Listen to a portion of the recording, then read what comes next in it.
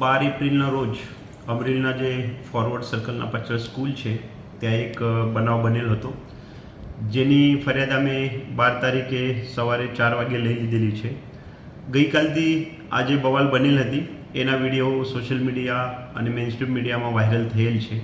તો તે બનાવ બાબતે આપને જણાવવા માગું છું કે એ જે બનાવ છે એ બનાવ પહેલાં એક દિવસ સ્કૂલના જે બાળકો છે તે બાળકો વચ્ચે સામાન્ય બોલાચાલી થઈ હતી અને તેના ભાગરૂપે તારીખ 11મીએ સાંજે આજે આ ગુનાના મૂળ ફરિયાદી મોઇન છે એને આ ગુનાના જે આરોપી મોઇન છે એમને આ ગુનાના ફરિયાદી દક્ષને રાત્રે આશરે 9:30 ફોન કરીને ત્યાં બોલાવ્યા હતા. આ ગુનાના જે ફરિયાદી છે પોતે માઇનર છે.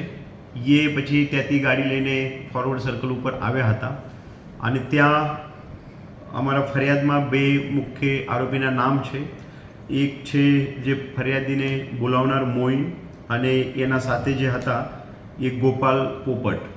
એ બંને અને બાકીના 5 ઈસમો છે, જેમાં 2 જે ઈસમો છે એ એમના વિડીયો અમારી પાસે છે, પરંતુ એની હજી ઓળખાણ પોલીસ તપાસના કામે આગળ હાથ ધરેલી છે.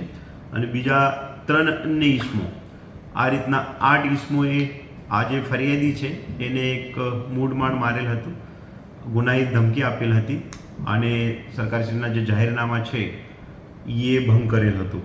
તો તે બાબતે પોલીસે સવારે ગુનો દાખલ કરેલ છે. આમાં અમે રાઇટિંગની કલમ પણ લગાવેલી છે અને આ ગુનાના કામના 2 જે મુખ્ય આરોપી હતા એ તે જ દિવસે અમારી તરફથી ધરપકડ પણ કરવામાં આવેલ છે.